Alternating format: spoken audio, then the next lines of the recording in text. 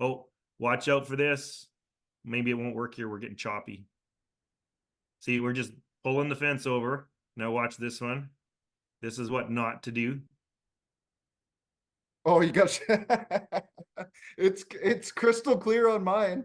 Yeah, it's a little choppy here, but yeah, that's about six jewel fencer that just hit me. So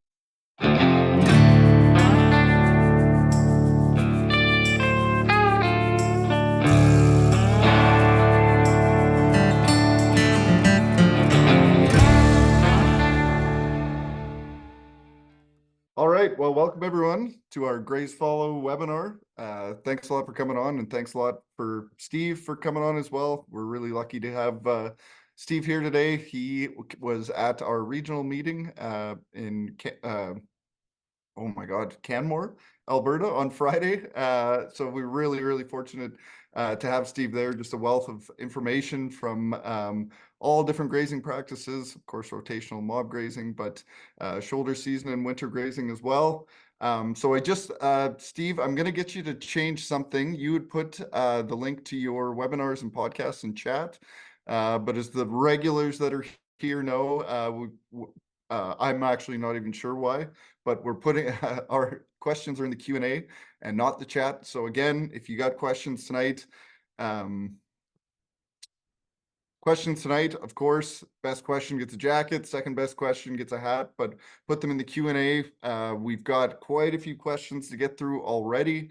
Figured it was going to be a interested group in this topic. So the first thing that I'm going to start off with tonight is kind of diving into the budget. So on our farm, what was it, 2 weeks ago or 10 days ago, we were doing our budgets in our farm meeting, looking at different things that we grow, corn, buckwheat, piola, things of that nature. And none of the budgets look particularly well. So I thought it might be an interesting practice or an interesting exercise to kind of go through what a grain budget looks like in 2024 with expenses where they're at and the commodity prices where they fall as well. And then in contrast, what it looks like the budget on backgrounding animals on those same acres. So this is the 2024 cost of production budget from Manitoba Agriculture. So if you're watching from Saskatchewan, Alberta, I'm sure these exist online. It's a simple Google search, but they do a really great job of breaking down these expenditures and costs. They're not just throwing a shit up against the wall and picking a number. So I really like these budgets for that reason, that everything seems to be accounted for. So nothing really jumps off the page here. Seed and fertilizers expensive, crop protection expensive, land tax, land cost, maybe for some folks across Western Canada, $100. Here in Manitoba, I would say that's pretty standard. So again, there's an opportunity if you're doing your own budget to put in the numbers that best represent your farm. So you get to the bottom, the profitability analysis, that is 1575 canola at 45 bushels to the acre, which in my opinion is a pretty good yield. That'll yield you a gross revenue of $708. Negative your expenses of 637, and this incredibly high risk crop, if you can get 45 bushels to the acre and if you can get $15.75 a bushel, will yield you a net return of 35 and change dollars an acre. Something interesting that I thought on the left there, the price at the pit today for canola is $12.53 a bushel. That is a break-even yield if we use these expenses from Manitoba cost of production budget. That is 54 bushels to the acre. So it's been a long time since I've grown monocrop canola, but I'm pretty sure that is a very good yield and kind of a scary number when we're talking about breaking even. So the economics, and this is literally the exact process we did. We looked at some of these budgets and there wasn't a whole lot as far as return. So at the Clearwater Curling Bonspiel, my friend Darcy Stewart, who I'm sure is on tonight, said, why don't you take a look at Grasser's budget. Now with price insurance, it takes a lot of the risk out of buying all those animals up front and worrying if the market's going to turn against you. So the assumptions that were made, I'm just going to run through this budget really quick. I figure we've got Steve Kenyon on tonight, so we don't want to we don't want to hear Joe yammering away at more of his budgets. But I think really important to show that this is a viable practice in 2024, and there's lots of conventional grain farms that have taken an interest in soil health, and this is, hey, maybe an option for implementation. So assumptions, that's 60 days on feed. So purchase the animals April 1st, kick them out on grass on June 1st, 140 days on cover crops. That's 1.5 pounds per gain per day. Purchasing 500-pound heifers on April 1st and selling an 800-pound heifer on October 10th, assuming a stocking density of 1 animal per acre over the summer. So that would be a stocking density of 120 calves per acre per day, which should be pretty doable. 2,000 pounds of dry matter per acre. So I would say this would be a quote unquote worst case scenario if we were pretty dry. People can bicker about the cost that I use, but this is at the Clarny Auction Barn last week. So a 500-pound heifer at $380 per hundredweight gives you a cost of $1,900 for that animal. Now, the price insurance, if you're not familiar with it, I had to do some learning today, as my mom used to do all of our price insurance, and now the baton has passed to me. But essentially booked in $324 per hundredweight on 800-pound animal. So that gets us a gross minimum of 2,592. And as Keegan pointed out before, of course, this $8.08 per hundredweight needs to come off that. So it works out to $64 per animal, but I've accounted for that in my operating budget. So we paid $1,900 for the animal. The yardage, this actually includes quite a few things. So this is, yes, there's some yardage, but some hay purchase, cover crop seed produced, and seeding. Rented land, so that was the $100 an acre that we used for the other budget. All these other two-way arrows, I just used exactly what they used in the cost of production budget to spit out a number that is $2,333 per calf. So if we take our minimum gross revenue, which is our price insurance number at 2,592, and our expenditures at 2,300, all in expenses, if we can achieve 1 animal per acre over the summer, which I think should be achievable, hey, that spits out a net return of $259 an acre, which in high commodity prices maybe isn't the most exciting thing, but pretty low risk, decent return, I would say, on grazing livestock.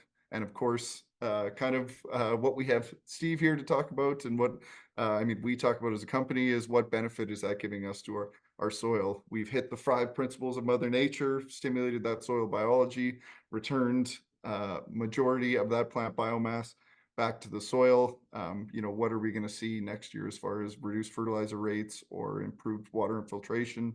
What can we do with a healthy and functioning system? So without further ado, again, get your questions as Steve's chatting in the Q&A, not the chat. I will filter through the questions as they're coming in.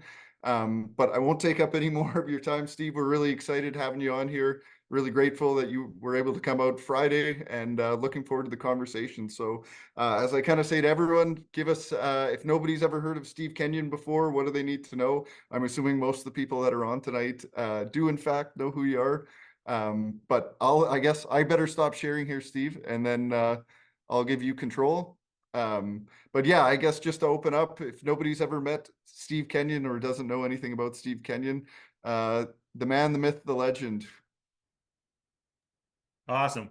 I actually don't have the presentation though, so you have to play it. Oh, it's okay. I It's can do yours, that. right? So while you're doing that, I'm just going to add to your economics first. Yeah. The one thing that I would do differently in how I broke that down is you're showing 2 options. I would like to break that down into 3 profit centers, right? There's the landowner, there's the grazer, and there's the cattle owner. You kind of combine the grazer and the cattle owner together. Yes. Right. So I would break that down into 3 separate ones and see which one's making money. The numbers are accurate, but I would like to see if it's worthwhile doing the grazing, or if you were to get somebody else to come in and do the grazing, right? You could offer that cover crop to another farmer who has cattle, and they could do the work, right? So which part of it is the most profitable? Which one is actually making the money? Would you be better off to let someone else do the work, or would you do the work yourself? That's the only difference that would make. Well, and a really good point, because the purpose of the exercise was to show somebody with no cattle livestock at all that, hey, this can be economically viable. So really Yeah. good point. There, That definitely should have been a route I should have gone. Yeah, no, that's okay. So that's kind of the situation I'm in, because I have a cattle customer, right, that I deal with. I'm the grazer, and I have a grain farmer that I'm buying the crop off of. So there's three distinct profit centers in a situation. If anybody wants to look into it, Brendan Rocky does cover crops in his potatoes. Right? He'll do a crop of potatoes, and then he'll do a cover crop, but he brings somebody else's cattle in to graze them. For So sure. just because he finds that more economical, he doesn't have to worry about the animals and the headaches. Somebody else does that. So from the grain farmer's perspective, that could be a right there, even though maybe it made some money, but he just doesn't want the headache of dealing with animals, right? For sure. Yeah, Yeah. really good point. And it makes it, I don't want to say nice, because of course profitability is the name of the game, but when a crop budget isn't showing that much profit, it's a lower risk, maybe comparable economic side, and hopefully see some land improvements out of it too as well, right? Yeah, yeah. There's a lot of risk in that for the grain farmer as well. One of the issues that I've seen is you need a place to go when it's wet, That right? was one of the questions that came in here. Oh yeah, because that's something I got to be careful of. The one that I'm going to show tonight, we're right beside my pasture. So if all of a sudden we get 2 inches of rain overnight, and I'm out on that grain, zero till grain farmer's field, I got to get them off, because I don't want to punch it out. We did that about 7 years ago. We punched out one chunk, and he said 6 years later he still sees the yield difference on that area. Really? So it can cause some compaction. What he should have done right away, because it was just on a swath grazing field, it was only peas that was out there. What he should have done right away, which we now know, we didn't know back then, plant a cover crop there the next year, right? Get that, diversity of root systems in there to open that up and get rid of that compaction. And then it probably would have been 1 year, maybe 2 years of bad, and then we would have been back to good crops again. I'm pretty sure. I'd like to experiment with that. But anyway, side note.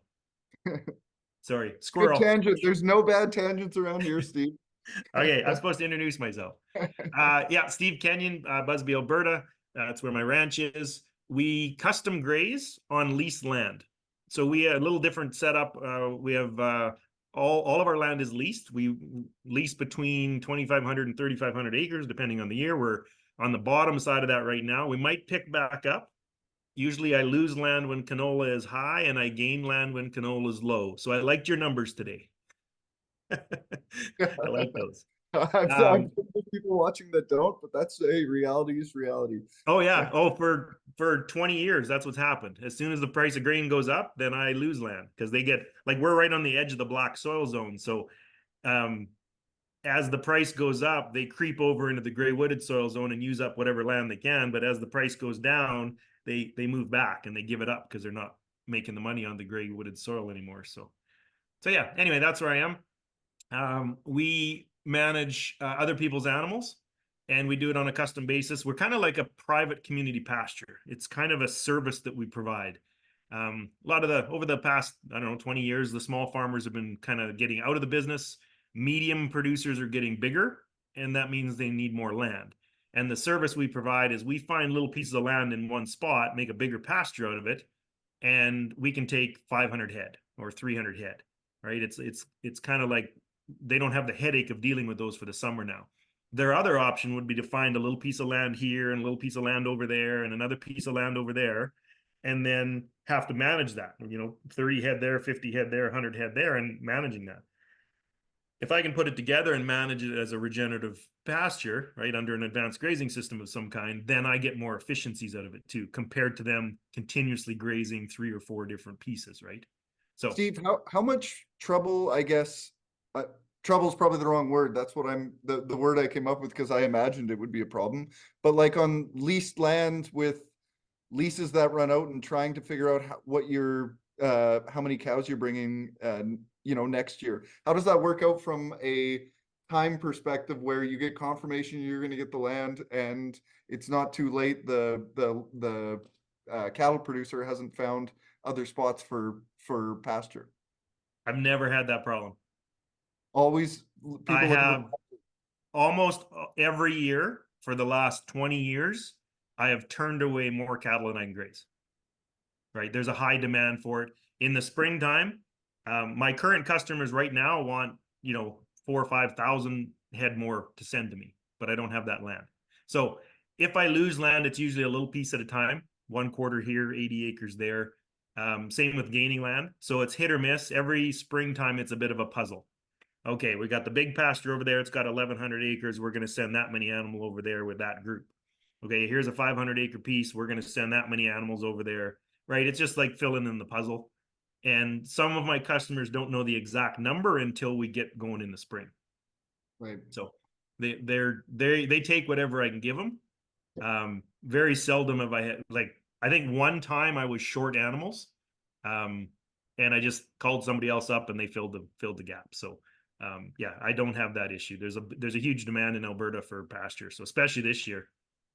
What does like the geography of the pastures look like as far as moving animals from one pasture to the other? Or do you just have multiple different groups?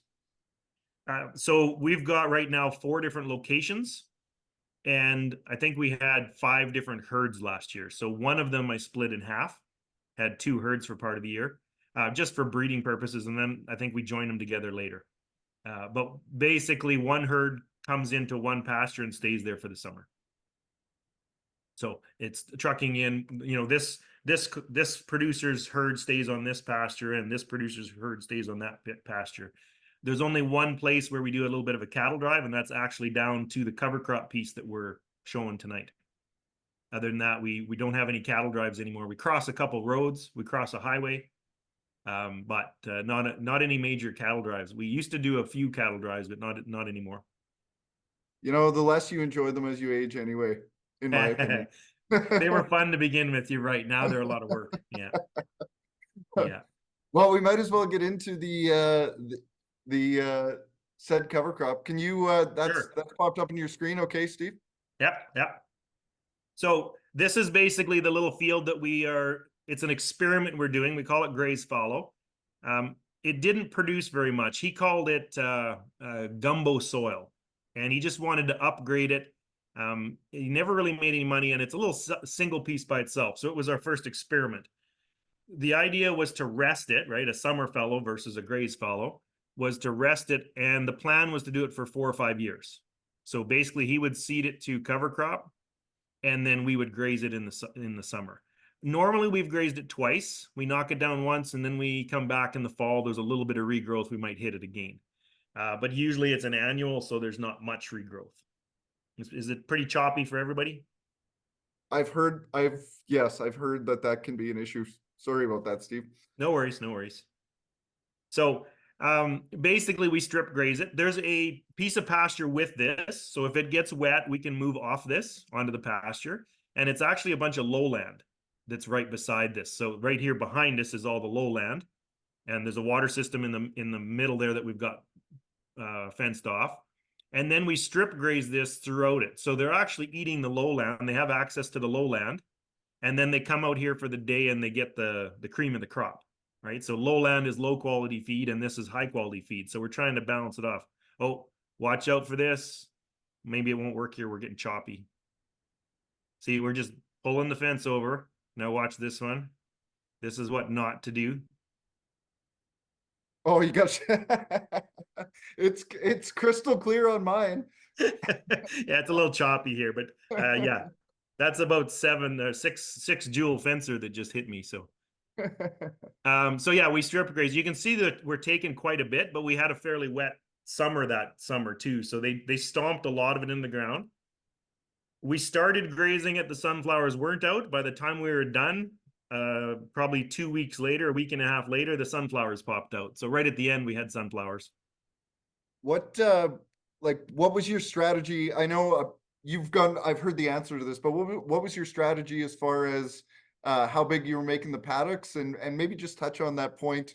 They were grazing native stuff, and then you were kicking them out in the afternoons on the cover crop. Just kind of the strategy. Yeah, because we were trying to balance their ration out, right? They had all that lowland, and instead of turning them into the lowland for, a week and a half, or we actually split it into three pieces, the lowland. So we did this three different times. They'd be on the first piece of lowland. Let's say they stayed out there for 3 days. Well, on those 3 days, every afternoon, we moved this fence over a little bit so they got some cover crop, right? So they grazed it pretty hard because their alternative was to go back and eat the lowland, which they didn't like. But they'd fill up on the lowland, and in the afternoon they'd get their dessert, basically. So we're trying to balance their diet so that they gained better. And then we moved to the second lowland and did the same thing. Every day we strip grazed this one, and the third one every day we strip grazed this. So it took us probably a week and a half. It was probably more than 3 days each time in the lowland. But probably took us a week and a half. Total, we grazed this, I think it was 21 days or something, and throughout the whole summer. So throw some economics at it. It ended up, the way I paid my grain farmer is we split it 50-50, right? He seeded it, I do all the work. We've split the revenue 50-50. He got 75 cents per head per day. I got 75 cents per head per day. I believe it worked out to just under $60 an acre for each of us. I think it was 59 or something.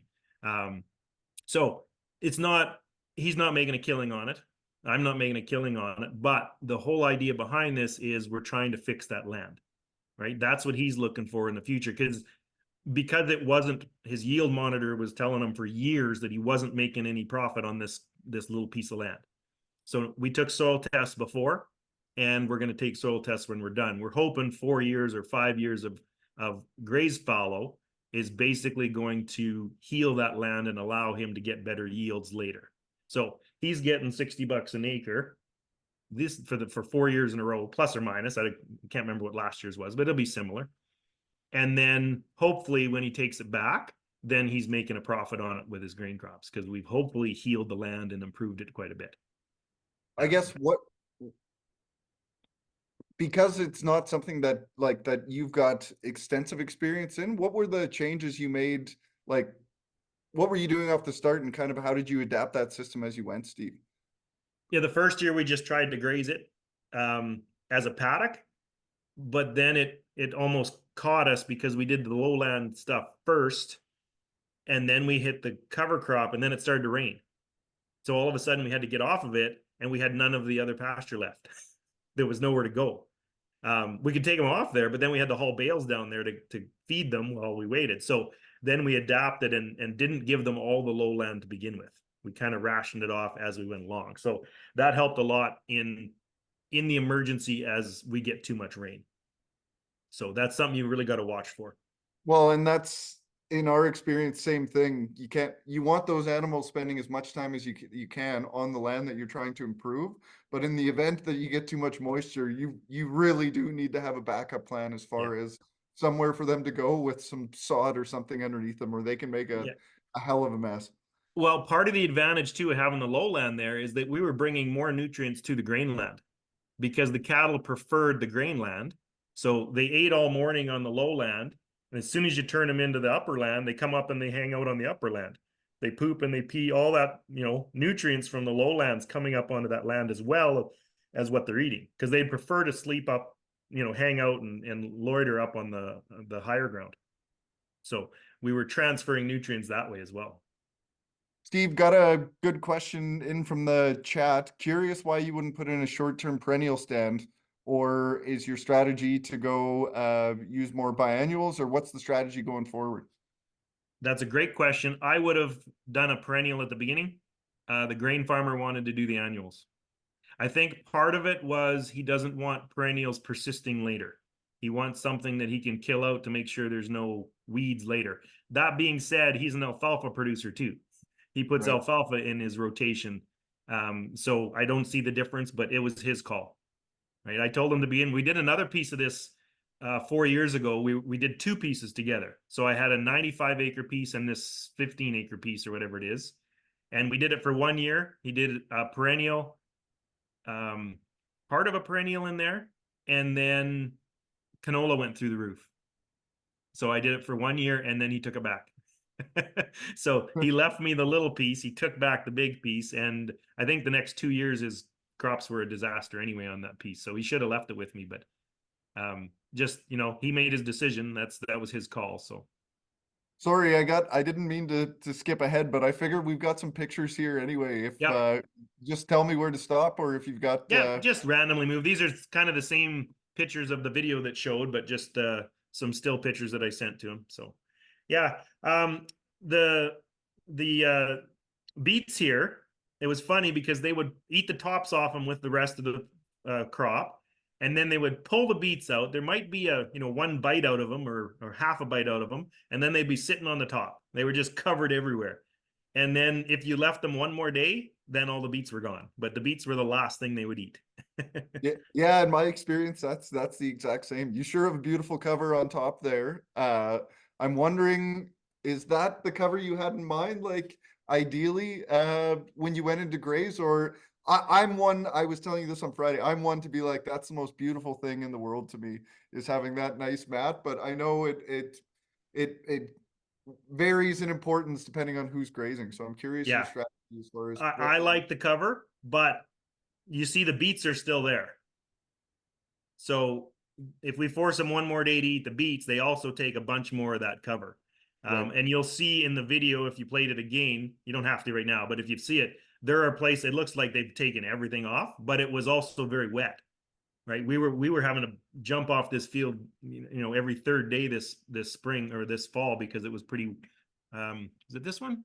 Maybe it was last year that we had to get off it quite often. Anyway, but they chewed it down pretty hard. This is mid-graze still. They took more than this, but I would love to see that. This is just before the sunflowers started to pop up. I can see You can see I they're can just starting to head.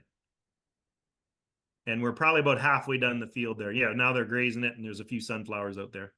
So I know it was always an issue for me, Steve, when I first got going. Once that crop, once it really starts to go, it seemed like I never had enough, like I never had enough animals out there, and I was having to move them um based on more the maturity of the crop and not where you know, my ideal taming and residue was. I see some like barley starting to turn there, and you know, some of the cool season cereals, you know, showing signs of you know, the end of their life cycle. I'm curious what this must have been close to near the end of the grazing, and what you did for a strategy as far as you know, getting them to either clean it up or knock it down. Yeah, well, let's put it this way. 2 years ago, I screwed up really bad. See, it's hard to get here in the right timing too, right? Um, if I do my full rotation, you know, I do it twice over rotation, but getting down, like we got to do a cattle drive to come down here, so we kind of got to time it for when this is ready. And Yeah. I've tried coming early, grazing it early, and then see what kind of regrowth we get. I've tried it later now to see if we can hit it at, you know, this time. It was, I think, 2 years ago. It was only a three species mix, right? He just used whatever he had in the bin as a cover crop. He didn't actually use a Covers & Co. cover crop um, two Yeah. years ago. And yeah, all of a sudden I got down there. Everything was kind of green. I think actually the video showed where my SUV's in the field. That was 2 years ago, that little video. And it was just still green. And, you know, okay, let's get down there. We bring the cattle down, and if it takes you 2 weeks to get through this, plus the lowland, by the end, everything was yellow. Like the barley just matured like instantly.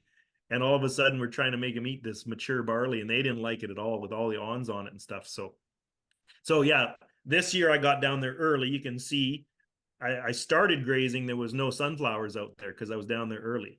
Yeah. But, you know, it took a week and a half to 2 weeks to get across this. By the time now we're on probably the last two paddocks, and the sunflowers just popped out in time so I could take some pictures. Yeah, I, people always ask me, why are there sunflowers in the blend? And I say, yeah, for your wife's Instagram.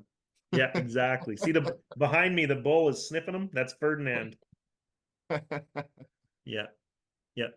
So what we had a question about I guess kind of stocking density, what you plan on. I know you say you've got a different formulation, but I guess we're obviously looking at cow-calf pairs here.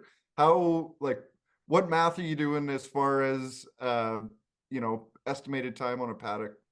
So most of my, I don't measure in pounds per of beef per acre or anything. I measure in animal days per acre. But to me, it doesn't matter so much. It's my labor and equipment costs that kind of dictate how intense I graze. So I actually have a calculator that we can look at Well, when we're done here.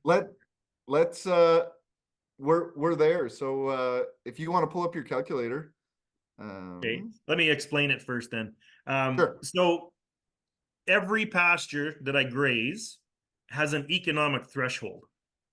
There's a point where getting too intense might cost you more money than the benefit it gives you. Okay, so it depends on a lot of factors: the distance away, the amount of labor and equipment you have to put into it, the number of animals that you're grazing, which means that that's basically the size of the pasture, the cost of infrastructure. There's lots of things that can affect this. Now, I call it a pasture calculator on every pasture that I graze, and I can determine what's my optimal intensity basically to graze. So let's look at two extreme examples. If a pasture is right outside my back door, I might be able to go mob graze it, right? The term mob grazing or ultra high stock density, whatever you want to call it. I might be able to go move 4 or 5 times a day, and it's worth it because my labor is not, I'm right there. I just go out the door. Whereas in contrast, let's say that pasture is 50 miles away. Okay, am I going to drive down there 5 times a day to move a fence? Probably not, right? That's going to cost me an arm and a leg on travel expenses. So in that case, maybe I'm going to back down to moving once a day, or maybe moving twice a week, right? It depends on what the numbers show. And really, the calculator will tell you exactly, how intense you should be. So a lot of variables. The number of animals, right? If I go down to move 500 animals or I move 50 animals, right? My labor divides out a lot better in the 500 animals. Have an example of this. It's a pasture that I manage right now still. When I first got it, probably, I'm going to say 15 years ago, I only had 500 acres. It's about 25 miles away. So it's a fair distance to get there, but it was mostly bush. So my stocking rate there was about 100 bred heifers is what I'd put down there. That's all it would take. It's 500 acres, but it was mostly bush. So I worked it out that, to make it worth my while, I could only go down there probably twice a week to make the economics work, because it's quite a drive down there for 100 animals. I still got to have a decent rotation. We controlled our graze period, rest period, worked out all right. Didn't make a lot of real big advances on land improvement because we don't have the stock density, the animal impact that we could have. But the economics and labor and equipment costs told me that's the best we could do without going backwards for a few years. But we improved the land. It did pretty well. Then all of a sudden, we got another big chunk of land with it. We got another 3.5 quarters, but it was mostly open land. All of a sudden, our number of animals jumped up to 600 yearlings. Okay, so from 100 to 600. All of a sudden now I can go down there once a day and move cattle, and it pays for my labor and equipment costs. Okay, because we have more animals down there. Maybe I could go twice a day and make it work, but we stuck at once a day for now, and we still manage that way. I can afford to go down there once a day, or later in the summer it might be once every 2 days, 3 days maybe. But so that economic calculator is really important to me to make sure that I'm not overdoing it. Like, there's guys who've been pushing mob grazing for years that when I go through their numbers, even in my head or with them, man, it's costing them an arm and a leg to do it, right? The amount of time and energy they're putting into it. And are they getting the benefit out? I actually calculated years ago, and I wrote an article about it. I got a lot of grief over that article. But for me to mob graze everything on my property, I would have to hire 2 extra people full time for the summer, and then provide them with a piece of equipment, right, in that scenario. And it would have cost me, I don't know, $30,000 or $40,000 extra, which would I have got that benefit or more improvement out of the land? No, not even close, right? Over time, it would increase it, but not, not in that year, that's for sure. So there are other ways, or it might be a little bit slower to improve land, but I mean, if I'm moving every day, every second day, I'm still improving my land. I'm still, increasing carbon percentage in my soil. I'm building water holding capacity. I'm doing fine. If there's a piece that I really want to stimulate, right? There's a bunch of weeds or some rose bushes coming up or whatever. I'll go down there and strip graze across it. I'll spend a day down there doing a fencing project or send my hired guy down to do a fencing project and he can do it. But we'll stomp that thing out, right? To actually give that extra animal impact and stock density where we need it, right? We don't need to do that all the time because Steve, we're wasting labor. I'm wondering, maybe it's a calculation on your spreadsheet, maybe it's not, but I've heard a bit of pushback lately, like in the last few years, about uh, as soon as you too intensively graze, get your stocking densities too high, that actually your pounds per day gain starts to decrease. And the theory goes that just those animals have so little selection, they're consuming a less, whether it's digestible or hardy forage. I'm curious if your numbers, um, I guess confirm that or deny that, or what your thought is on more moves doesn't necessarily equal more pounds. Yeah, that depends on the skill of the grazer too. I mean, if you're hammering and making them eat everything, I mean, it's kind of common sense. You allow them to go out there and pick and choose the best parts of the plants and the best plants, they're going to have better gains. You force them to eat the weeds and the stems, right? They're not gonna have as good a gains.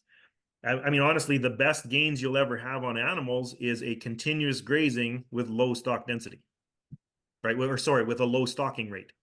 So Yes. you under stock and let them continuously graze. They go around and eat the best of the best of the best of the best all summer long. They're going to have phenomenal gains, but not per acre, right? That's a per animal gain. Per acre, it's going to be terrible because you have very few animals out there. So as you increase your intensity, we start getting better ration. Um, Again, think about the diet that the animals are consuming. If you're moving every day, let's say you move every afternoon. It's best to move in the afternoon because the sugars are the highest in the plants. If you move every afternoon, the animals will wake up in the morning. They'll eat yesterday's leftovers. Okay, so they kind of fill up on yesterday, pick and choose through it. You turn them out into the new stuff in the afternoon. They get their dessert, and they get the cream of the crop, right? And they get really good nutrition. And it kind of encourages them to eat more in the afternoon because in the morning they're hungry, so they're going to eat quite a bit anyway, and then they get more in their rumen throughout the day. And then the next day they get the exact same ration, right? Leftovers in the morning, uh, dessert in the afternoon. So you've got this constant nutrition every day. If you were to move every 5 days, well, they're going to eat really good for the first 2 days, okay for day 3 and 4, and day 5 they're going to eat stems. So it's that 2 steps forward and 1 step back. Whereas if you're moving more often, you're getting that same exact diet all the time. Now you want to get even more extreme, go into mob grazing. That's going to come down to the skill of the grazer, because how much do you give them for how much time? And then animals also need time to ruminate, right? You got to have time to sit down and let them ruminate as well. So I'm not a big fan of ultra high stock density or mob grazing, just because of labor and equipment costs and the diet change. I mean, you've got to be pretty on top of it all the time to get that set perfect. So I'm happy moving once a day, once every couple of days. I'm getting good gains. I'm getting some phenomenal carbon sequestration, right? The results coming back from my land now, they're way better than I imagined they would be. I mean, we're doubling our carbon. We went from 5.2% soil organic matter up to 11% in 15 years. So we're getting some incredible carbon numbers coming back at us too. So I'm pretty happy with what we've been doing.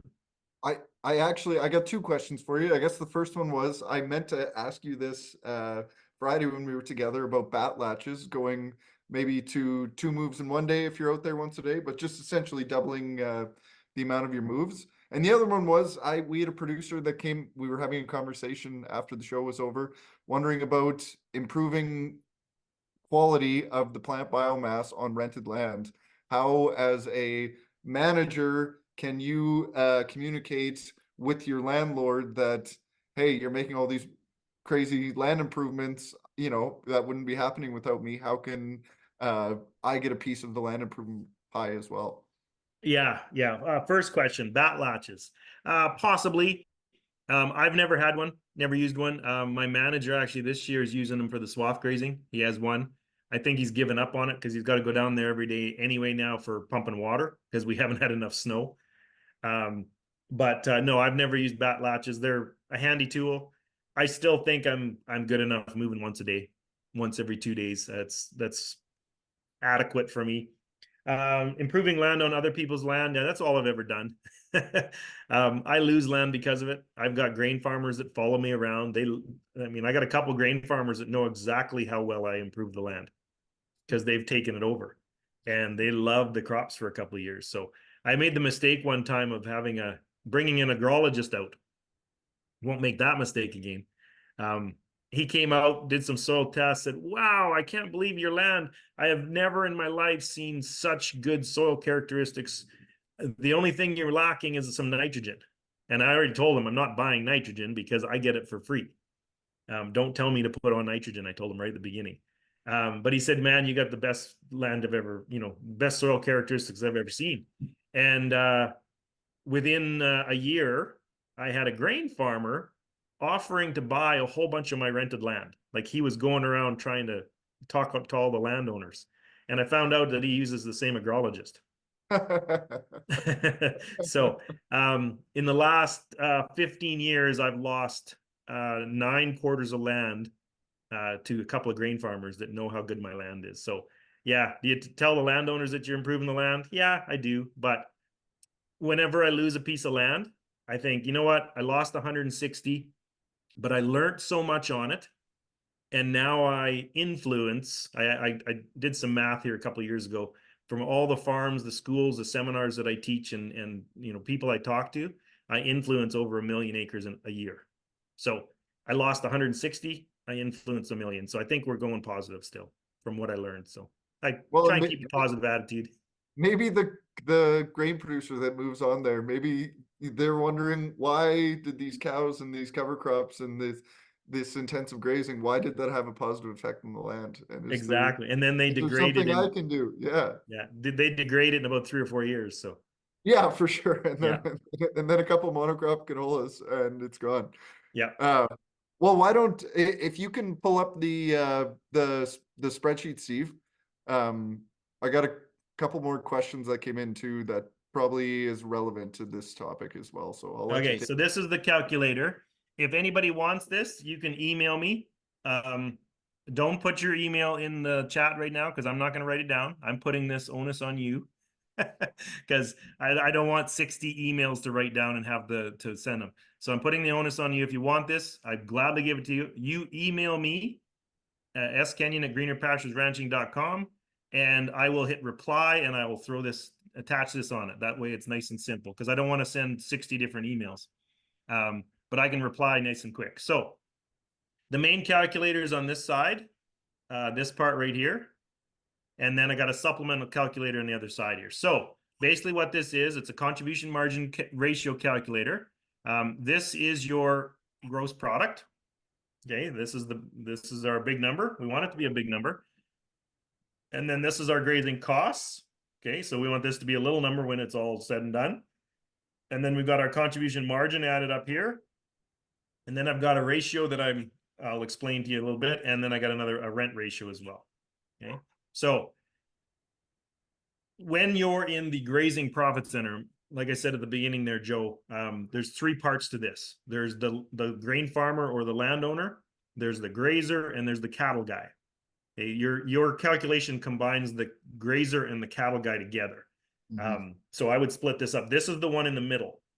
You can do a very similar spreadsheet for the cattle guy, right? It's the break even. You can, because if you were to buy those cattle and put them on a cover crop or put them on a pasture or put them in a feed lot, it's still the same break even, right? You just got different numbers going into them. Yep. This is the grazer in the middle, and then there's the landowner and or maybe the grain farmer on the other side. Okay, so we got to, as the grazer, you got to remember which hat you're wearing. I'm just wearing the grazer's hat. I'm going to rent the land or buy the crop off the grain farmer, and I'm going to get revenue from the cattle guy because that's his cost going into his break even. Okay, so custom grazing rate, basically grazing revenue. I'm going to say we put 100 animals out there. Let's say we're going to get $1 a day, and we're going to be on this. If this is in the summertime, maybe we're on there for 90 days. Just picking a time. All right, so we're going to make $9,000 off this as the custom grazer. Now, sorry, this is because the prices are way higher than when I first did this. So if I was going to get $1, maybe the grain farmer is going to get the rent out of this. That's what we're going to do. Okay, so you can put in seed, fertilizer, equipment costs, anything else that might go into this. The big 5 is right here. These are the 5 that I always deal with. Everything else usually is, it's possible that it's there, but these are the main 5 that I deal with all the time. So I want to figure out my water system costs, my cross fencing costs, spring setup labor, grazing labor, and land rent, right? So you might have insurance on there too if you have drought insurance or something on a pasture. Steve, I'm curious on things like when you make an investment in a water system or cross fencing, what does that, do you get to recoup that if it gets taken away from you, or is that somehow work back with the landowner? That's what this is going to tell me. Okay, so if it was a piece of land, there's already a water system there, well, my water system cost will be almost nothing. Yeah. But if I take on a piece of land, there's no water system. Okay, well, now I got to bring it in. What if it doesn't even have a water source, right? Then I'm going to have to put more cost into this water system. That's going to change my economics on the overall pasture. Okay, so every piece of land is different. But if I was to have to buy a solar system, say, and plunk in, at a dugout somewhere, if I lose the land, then I get to take my solar system with me. Right. But I still need to buy one or put it up there. Okay, so water system, crossfence, springs. Yeah, okay. So I got a little mini calculators over here to make it a little bit easier. I'm just going to go with the numbers that are here. Every time it's different, but let's say I bought a water system, a pipeline, gas-powered pump, tank, and a trough, or a solar system, whatever it is. Let's just say it cost me $5,000. Okay. On the first year, I have to come up with that. That's a financial issue. I've got to come up with $5,000, whether I get a loan for it or I, pull it out of cash flow and buy this system. Year 2, I don't. I already have it. Year 3, I don't. Year 4, I don't. So I amortize my water system over the life of what I think the water system will get.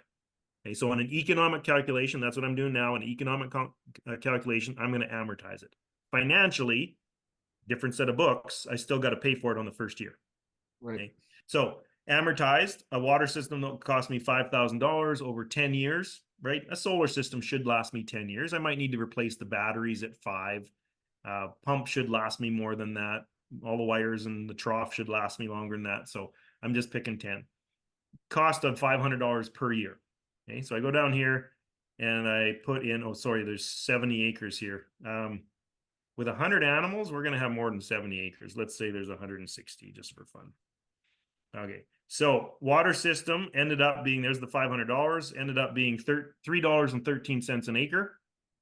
Okay, I do the same thing for cross fencing. So my cross fencing here, let's say I put in $4,000 worth of cross fencing to build my cell design. I use wood post and high tensile wire, so that's going to last me a long time. Ends up being $200 per year. Again, year 1 I had to come up with $4,000, but amortized it's less. So there's the $200. There's $1.25 per acre. Okay.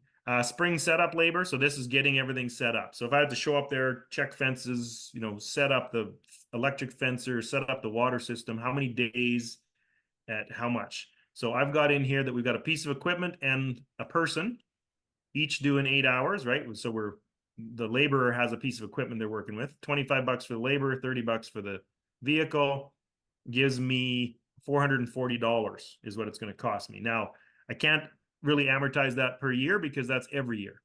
Yeah. Okay, so there's no amortization because every spring I've got to do that. So there's my 440, works out to $2.75. Okay, grazing labor. Now this is me or somebody going out there, checking the cattle X number of times a year, moving fence, putting mineral out, making sure the water's working, everything. So we said that we were going to do 90 days on pasture. So that means we were going to do if let's say we're going to move every second day, that would be 45 trips. And you know what? There's the odd time I'm sure I'm going to end up having to go down there twice or extra. So let's put it at 50 trips. So total cost for grazing labor is $27.50. There's $27.50. Works out to $17 an acre. So the assumption is you can move them in an hour. Yeah, If it's going to take you more, then you put two. Right. Right? Depends. I'm just going with the numbers that are here. Now that's why I do it on every pasture. If it was 50 miles away, well, I got an hour worth of driving plus the time I was there, so it would be more. If it was 500 head versus 50 head, maybe you'd take a little bit longer to deal with the 500 head, right? A little bit further to drive, right? You're driving around 1,100 acres instead of, 200 acres. Yep. So might make a difference. So we'll just stick with an hour. So 17. Land rent, in this case, this is the number that is the questionable one for me now. No, every piece of land is different. I got different land rent for each one. So in my case, for this cover crop that we're looking at, it was 75 cents per animal per day because we split the rate. He got 50%, I got 50%. So so it was pairs. Let's say if it was pairs, it would have been $1.50. Actually, let's go just so I have the number first. 75 cents, 6,750. Okay, so this would be $1.50. And I got to make this one work out to 6,750. So they're 40. What's that? That's close. 42. Close enough. Okay, so there's his half. That's what I'm paying the grain farmer on this example. Right. So total revenue was $13.50. Total cost for me was $10,610. I made $2,900 profit. Okay, that's a contribution margin ratio of 21%. Ideally, I would like it to be greater than 40%. That's my target. Contribution margin ratio. Basically, if I made $100, I need $40 out of it. Yeah. That's what that's telling me. Okay. So out of every $100, I only made $21. So my rent ratio, I'd like to see it under 30%. Here we're 50%. So this is a difference though, because I've told him at the beginning as the grain farmer, he gets 50%. Yep. Right. So that's why this is 50%. I'm never going to get to 30% in this scenario. But when I'm doing this is because this is arable grain land, essentially, right? And I made a deal with the farmer that he gets 50% of it because it's got to be a win-win-win, right? Yeah. Win for the grain farmer, win for the grazer, win for the cattle guy. So I told him he'd get 50%. So on a summer pasture grazing, I want under 30. That's why this is here. But this is exactly what I told the grain farmer he would get. So I would be happy with it. Now I made $3,000. He made 67.20. Right. But I also made $27.50 in grazing labor. Right. That went to I might have paid that to my laborer, but that's the cost that it went into. If I was driving the truck, well, I got part of that. Right. But in this scenario, I hired someone to do it. So I paid him that. I still made $28.90. The grain farmer made that. How much value do you see in the cross fencing? How much more grazing days on an average rainfall year are you getting doing 1 to 2 day moves versus, taking a quarter and turning it into 3 paddocks? Hard for me to say because I don't take a quarter and turn it into 3 paddocks. Right. I know I've been told years ago that you'll get 30% more out of a piece of land. If you compared to moving every 3 or 4 days to moving every day, right? You'll get 30% more just by moving when you move every day. So I don't even go back any further. I already know I get way more out of it. Because if I turn them into that whole field, they'd be done at like our swath grazing field right now, for example. If I turned them into it for the whole field, they would have been probably done it in 2 weeks, maybe 3 weeks, right? We're getting 2.5 months out of it, almost 3 months. We're strip grading. So you get quite a bit more out of it. We had a question come in here, Steve, about water systems. So let's say you were building this water system on this from scratch. There was, I don't know, a centralized dugout, would you do the old spoke wheel rotational graze with the water as the hub? Or what do you do as far as, do you take water to cows, or are you making the cows come back for water? Every piece of land is different. Again, I'd look at that piece of land and see which is the best way to do it.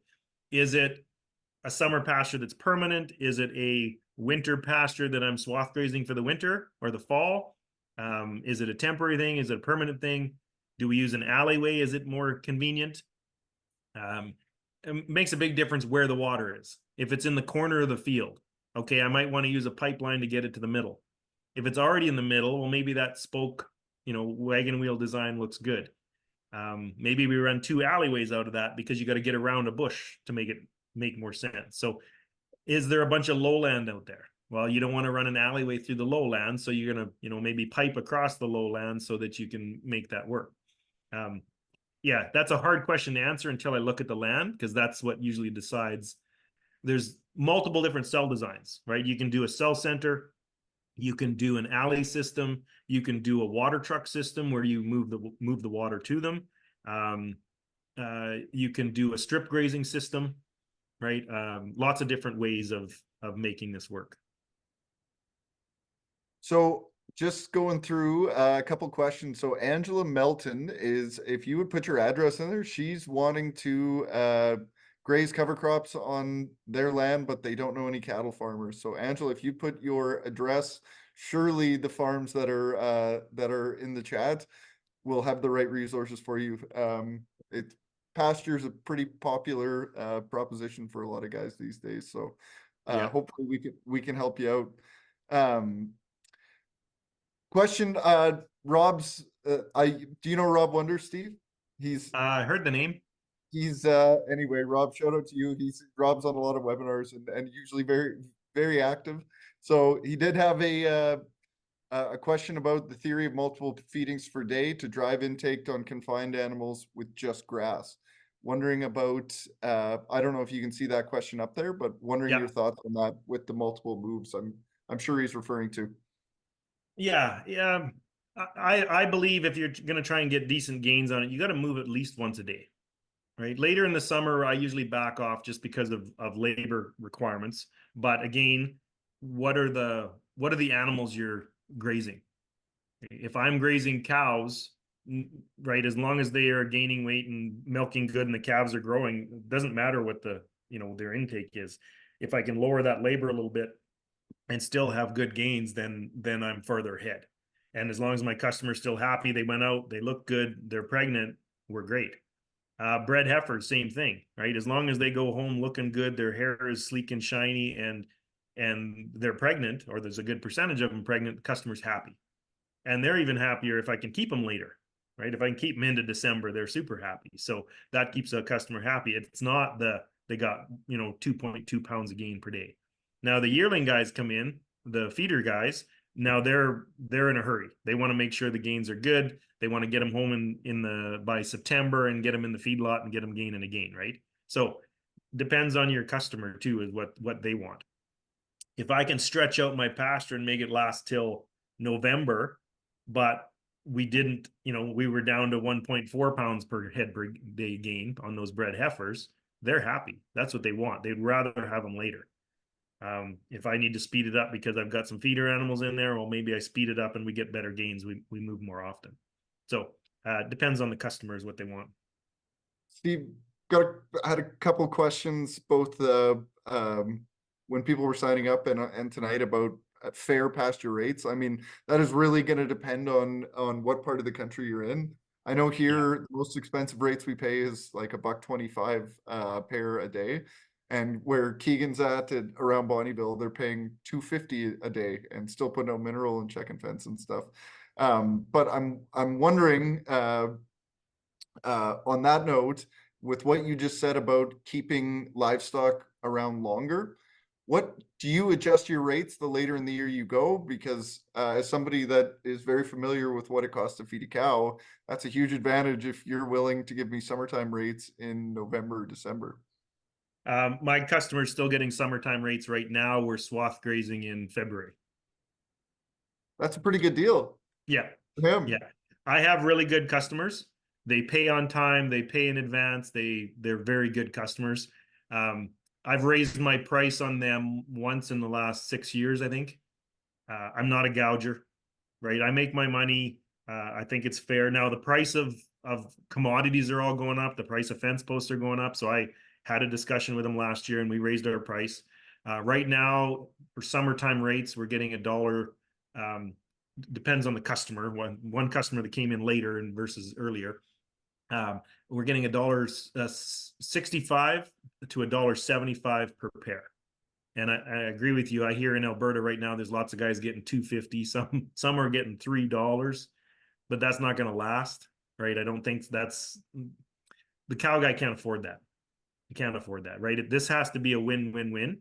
I can't gouge my cattle customers and expect to keep them. So I did raise my price last year, but $1.65, $1.75, pretty good. They pay. We get paid in advance every time. I've had them for 6 or 7 or 8 years, depending on the customer. I'm not going to try and spook them away with trying to, jack up the price for 2 years while the price is high.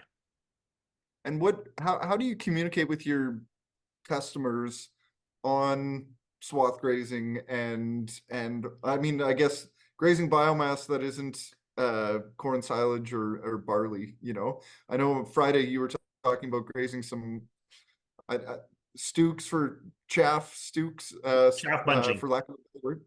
Chaff But bunching. also, yeah, but also even swath grazing is a new enough practice, and lots of farms aren't familiar with it, and or bale grazing, another good example. How do you communicate with those producers as far as, your cows can do it? It's just going to take a bit of training, and we're not going to lose condition. Depends on the customer, right? I'm gonna say 5 different cattle customers for the summer, and I've got one for the winter. So if I find some swath grazing or some bunch grazing, and I offer it to one of my customers, saying, "Hey, do you want to leave your cows here for the winter? I got this swath grazing. It'll be this much at this rate. Are you interested?" Right? There'll be trucking charges. There'll be whatever included with it. Is it worth it to you? If the first guy says no, well, then I go to the second guy. Do you want it? Here's the rate, right? It all depends what the grain farmer wants too, right? It might change the price overall and not make it worthwhile. The grain farmer I'm working with right now is really, really good to work with. I've been working with him for, I don't know, since 202. So what's that, 21 years? Something like that. So 2 years, yeah. yeah, and he understands the value of that manure and urine on the land. His son is actually taken over now too, and he's pretty good too. I'm no complaints so far about the son taking over. I was a little worried about that to begin with, but he seems really reasonable too, and eager to have poop and urine out there on his grain land. So he's about 6-7 years ago, maybe I convinced them to go to the Grazing and Soil Health Conference in Edmonton, and they listened to Gabe Brown talk. So that was a big turning point, I think. It was an important turning point for me as well. Yeah, Um, yeah. well, while we're on the topic, I know this is not a swath grazing, but this is we go off in tangents, and I kind of like it. Somebody's wondering about, I mean, I guess just your experience with swath grazing. The question is, would you guys suggest me growing cover crops and putting it up as hay, or do you think I could get away with swath grazing, hopefully till April? So curious your thoughts, Steve, and I've tried something similar that I can give my best feedback to. If my advice going into this, if you're just starting this as you're a grain farmer and you want to put a crop down, your safest time in our environment to do this is when the ground is frozen. Okay. If you want to take it up as hay, I heard a lot of people said that cover crops are really hard to dry down. They take a long time to dry, and it's hard to get it up in a bale. So I'm not a hay. I don't do any hay or I don't do any baling, so I'm not familiar with that. But that's what I've heard. A grain farmer who wants to jump into this and go out and buy some cows and say, "Yeah, let's do this. We'll put a cover crop down." You could wreck your land. All of a sudden, you get a wet year like 2019 and 2020, and you just punched out all of your land for the whole summer. Like you have no place to go. When I take over a piece of grain land, usually it's beside a pasture. So I have that option if it gets really wet to pull them off and get them on the pasture so they don't beat up that grain land. So safest bet for a grain farmer if they're just jumping into this is plant it as a swath grazing, and let the ground freeze before you bring animals out, and then graze it. I wouldn't be grazing into April. I don't want to plan to graze to April. I'd bring enough animals to be done in March, because again, when that spring breakup hits, you're punching out land again. So if you're going to do a swath grazing and turn it into a perennial, right? Good way to transition it into a perennial too. Same thing, frozen ground is the safest. That would be my advice to a grain farmer jumping into this, because you try this the first year and you punch this, get a neighbor to bring cows over, and you're over there in September and October grazing it, and they punch it out because it got wet. Well, you're never going to try that again, are you? Like, that was the end of that. Good So yeah, point. definitely frozen ground is the safest. Now, depending on your environment, right? There's places where this doesn't work so well because they thaw out all the time, right? They get slush all the time and they're punching it out. So our advantage here at Edmonton, Alberta, and you Manitobians too, we're frozen wasteland for 4 or 5 months out of the year. So that's our advantage. The ground stays solid. Apparently, when we had the warm weather, end of January, early February, the frost came out of the ground a foot, which Manitoba in February, I never thought I'd see the day. But Yeah. yeah, fortunately, we were not swath grazing at that time, because it would have been a bloody mess. And that's, Yeah. I guess, to your question. I mean, I've got probably quite as much experience as anyone on baling cover crops dry. I don't worry about it a whole lot. I love bale grazing so much. It just works so well for our system that I like if I can get it up in a bale versus swath grazing. I mean, go watch our swath grazing webinar. There were some really great tips from the producers that were on as far as too much snow and that time of year, like the thaw melt. I know it's another cost, but I like getting it in a bale, and we're trying our damnedest not to move carbon across the farm. Like, if it was Yeah. made on that field, it stays on that field. But just personally, I like getting it up in a bale. I know it probably is another, I don't know, maybe 13 It, bucks it's a a bale. risk factor, right? Yeah. It's a risk factor. Ideally, in a perfect world, I would dormant season graze until November, swath graze till after Christmas, right? Maybe beginning of January, switch them to bale grazing, right? That's my perfect world. I've never had a wreck swath grazing before February, right? I just never had a wreck then. But usually, if I'm on a year like this year, I mean, we're lucky. We've got very little snow out there, and it's been great. But now my wrecks have always been in February and March, right? So Like the ideally, if I thaw, can Steve, plan, pardon? like the thaw. No, too much snow, freezing rain, 48 below, right? Problems occur in February and March that's my history. Up until after Christmas, swath grazing works like a charm, works great. So if I can get them home, and get them home and on bale grazing by then, that's my perfect scenario. Now, there's been a few years where hay's so expensive, so I talk to the customer, say, okay, it's really expensive. We got this swath grazing. Do you want to try it? There's a risk that something could go wrong, but we're going to have to deal with it if that comes. And if the price of hay is that expensive and we get this that much cheaper, he's maybe willing to do it. So this year we didn't actually expect this swath grazing to last as long as it has. I was expecting it to be done already, but we should make it to the end of February. And so far, weather looks great, right? There's nothing in the forecast coming up. We're going to get the panels over there and probably haul them out at, 1st of March, 2nd of March, and then get them home to the bale grazing. How are you moving panels around without a tractor? Bale truck. Oh, nice, sweet. Yeah. Yeah. One unit. It can pull the trailer and also load the trailer. Nice, Yeah. nice. Yeah, you Um, bet. well, we had a question, and honestly, I'm kind of curious about it. Is like, what grazing a second time? Like, you do twice over grazing. I'm not sure on the cover crop if you were able to get there. I know I always like in fall if I've got an annual seeded cover crop and there's any residue there at all. I know capture is a thing and whatnot, but I like taking, at that point, I'll take every little bit that I can. It's just that is free plant biomass for me to access, and I know what it costs to feed our cows in winter, and it's a good trade-off. But wondering what you heading into winter like to do as far as strategy. I mean, you can talk about the annual cover crops, what you did, Steve, but also on your perennial side of things, what do you know, on crops going into winter, how much are you grazing them when there's nothing coming back, and maybe talk about stockpile grazing as well. Yeah, so summertime stuff, yes, I want to leave residue that insulates the ground. It's cover for next year. Um, it's planning for the next drought, allowing that material to be out there. I think that's a fantastic addition to the land. Can't say enough about it. In the cover crop or the swath grazing, kind of depends on the year of the crop, how well they clean it up.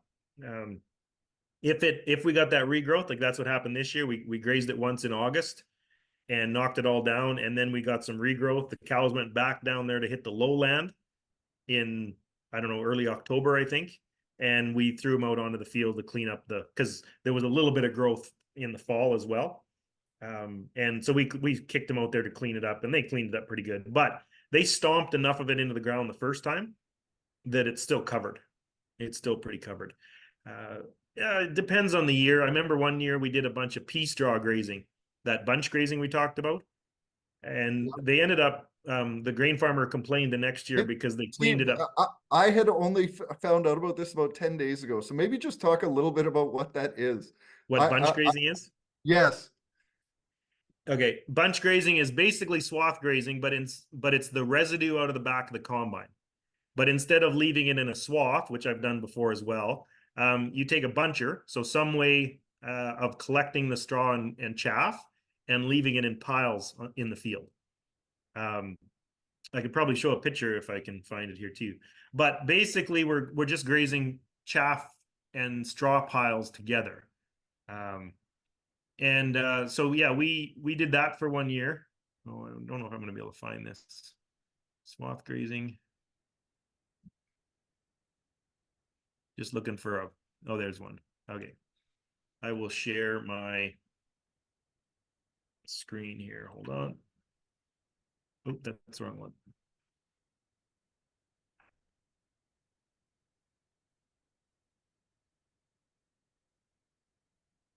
Okay, so here would be regular swath grazing, right?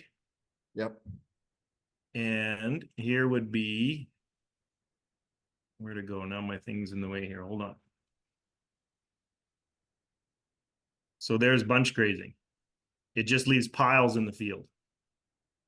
And it's just like there's no hydraulics, there's no electrical. It's just a weighted system that once enough straw and chaff comes on, it just tilts and drops, right?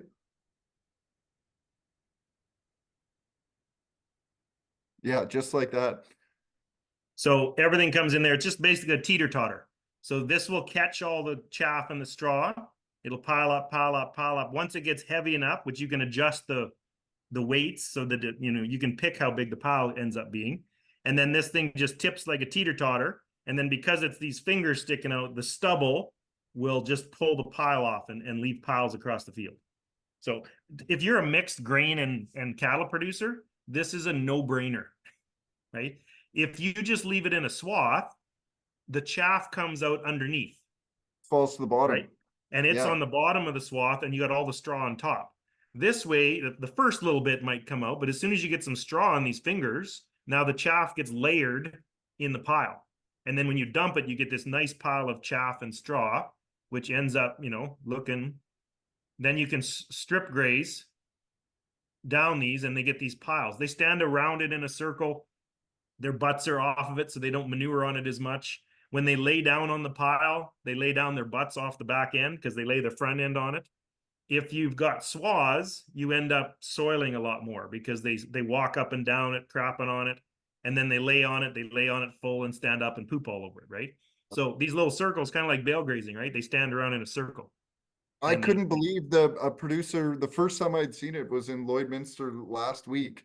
And I forget if it was oats or barley, what he was doing, but I thought there would have been 50% of the residue left, but they had virtually cleaned it right up. And he says it's very common. They'll pick through it to find the chaff, and they do a hell of a good job cleaning it up.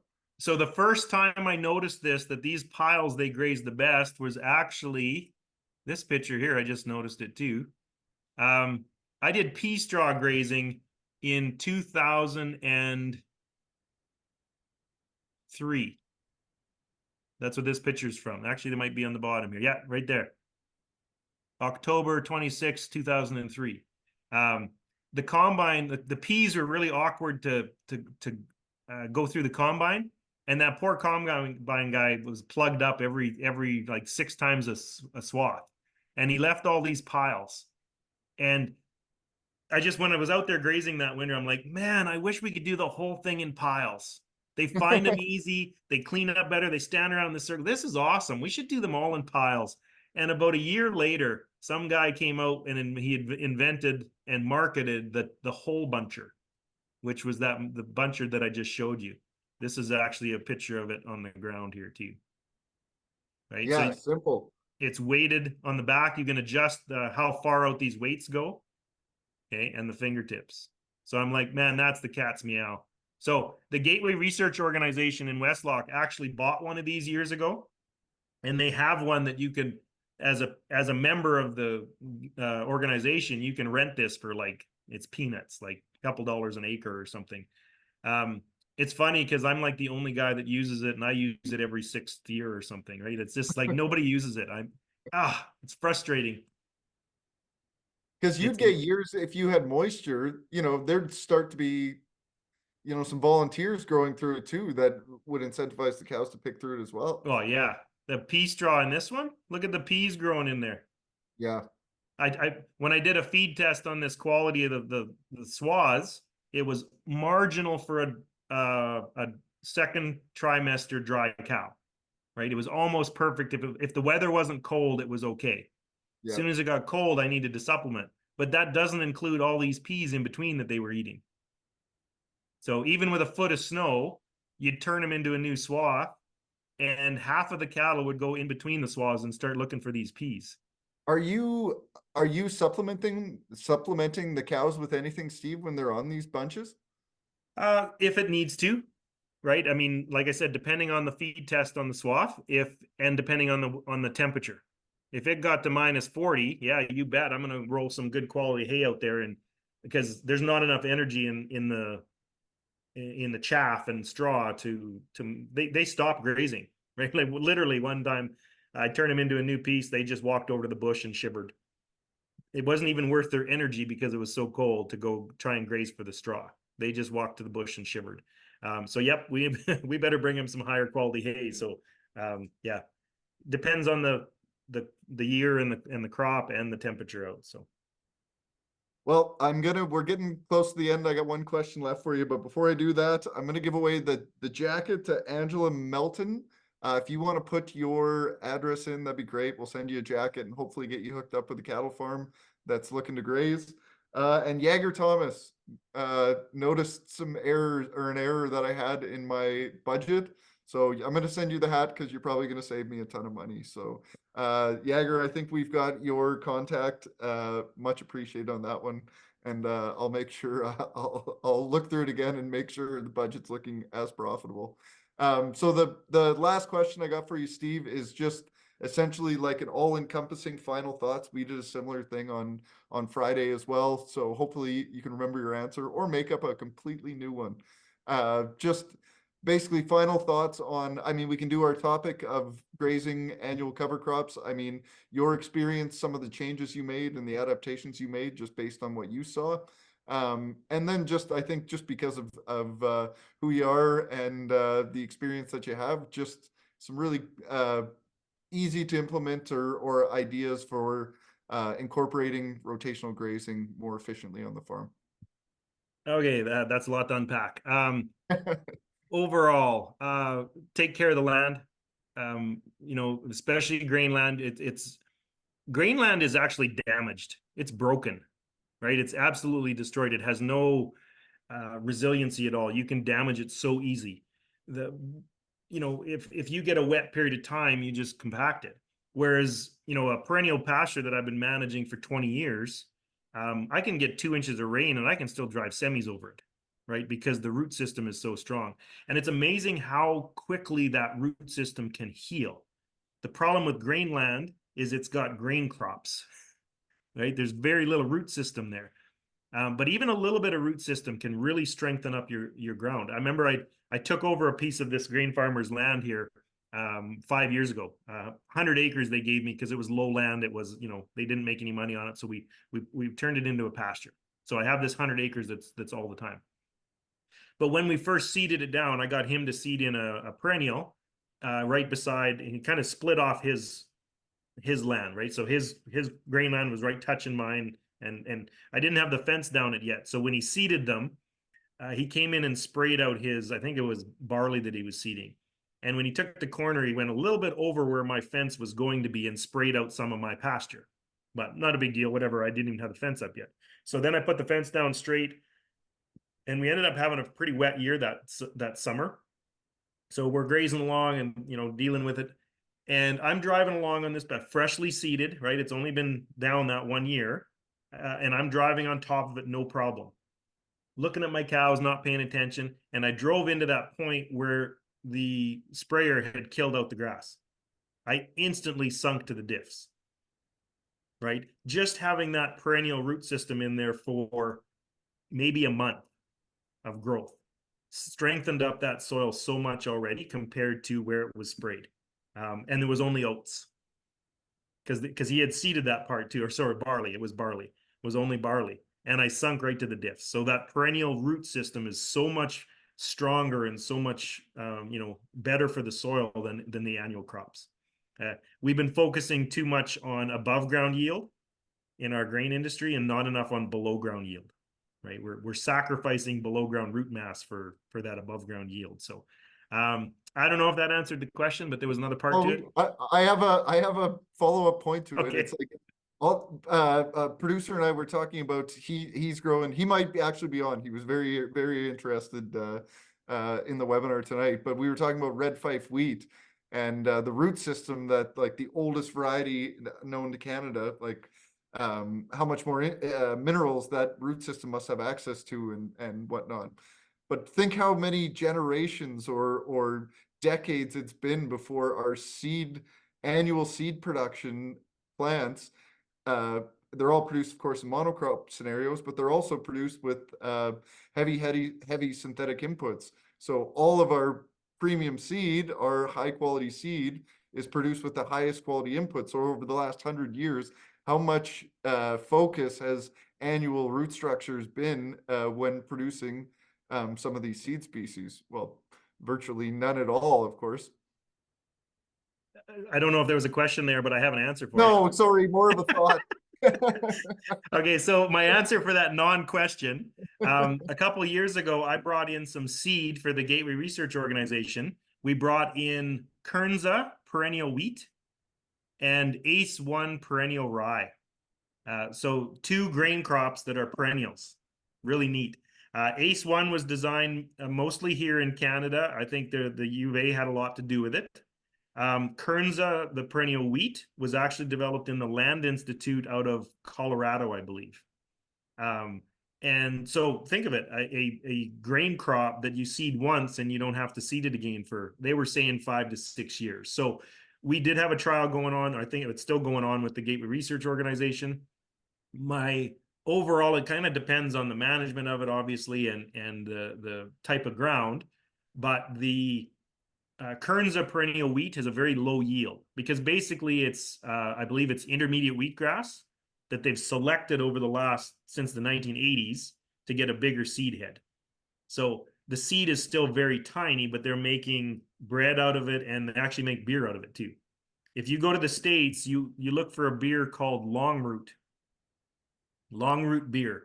That's made out of Kernza because the root system is like 6 to 8 feet deep into the ground, this big, massive root system.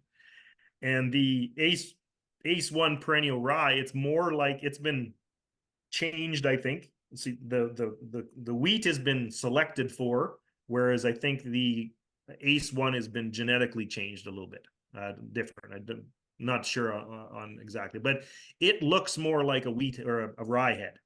Right, it's got the big seed, it's got the big head. whereas the wheat has this little slender, like a wheatgrass. Okay, so yield for the Kernza is probably about 20% what regular wheat is. So with no inputs, seeding it once every 6 years, does it compete with, growing wheat? Probably not yet, but they're working on it. The Ace One had a nice big seed head, great yield, big root system. The problem with it is it's still got lots of ergot issues. So I would like to seed the perennial rye with a polyculture. I'd like to do that. They haven't done it yet for me, but then I want to know what the ergot issue is if it's with a polyculture, right? Because usually it's biology that can fix biology. Fortunately for you, Steve, if you're curious about this, I know the right people. So There you go. maybe Well, this won't be the last time we'll chat this winter about this then. okay, good. Because I got Kearns, actually I got it out of the University of Manitoba. Oh yeah, cool. Because they got some out of the Land Institute in the States. It's hard getting it across the border. So I had to go to Manitoba. I got a bag full, like this big. We reproduced it and harvested it for seed. So now after the second year, we had enough seed that we transported it, or we did a trial through a bunch of the applied research associations across Alberta. So everybody got a little bit so they could do trials on it. So Nice. we're trying to multiply it a little bit so that we can do a little bit more experiment with it. So Nice. Steve, we're going to go a little long here, but it was I'm literally good. the first question I wanted to ask you. It's my own question. You always got to be fair to the host. I used to hear a lot about this and I haven't heard a ton about it since, but what have you heard about GPS tracking collars? Is it something you're still excited about? And I guess I haven't heard a ton about it in maybe the last year. I know the biggest holdup has been the cell phone towers and the satellite internet and the batteries, but just I figure you're the guy that's in the know probably on this more than anyone. But just curious your thoughts and I guess your hope for this technology in the future. Yeah, so I first heard about GPS collars and fenceless grazing probably over 20 years ago. It was at one of the grazing conferences when they still switched it between Alberta and Saskatchewan. It was at the Saskatchewan one. We haven't done that for years. Saskatchewan does their own now. But I remember that. It was probably 20 years ago and they were talking about this. So I was all excited about it.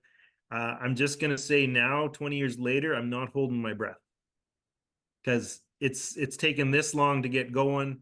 Dr. Ed Bork is working on it. He's got some studies going at the University of Alberta.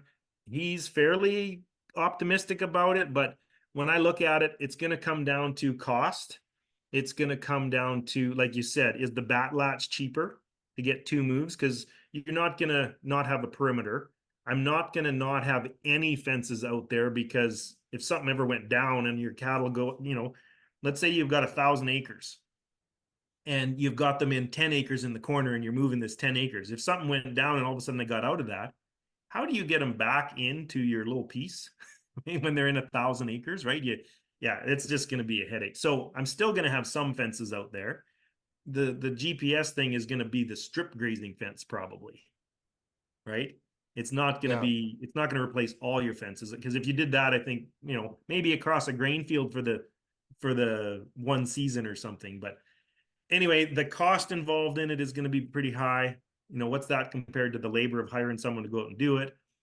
Replacement value, right? All of a sudden the batteries are going to last for 2 years. Now you're going to have to redo anything. Then the technology is going to be outdated. You're going to have to rebuy everything again, right? I'm being the negative Nancy here. Maybe I'm just bitter because I wanted it 20 years ago and I still haven't seen it. So put it this way, I'm not holding my breath. I've run my grazing system for 20 plus years and it's worked economically. It's still working economically. Do I need something new and fancy that can go wrong? Put it this way, my pickup truck still has a cassette player in it. Well, I about 5 years ago, I heard like I probably saw it on YouTube or Twitter or something that like this was like the technology was there. It's the application trying to get the cost down in production and stuff.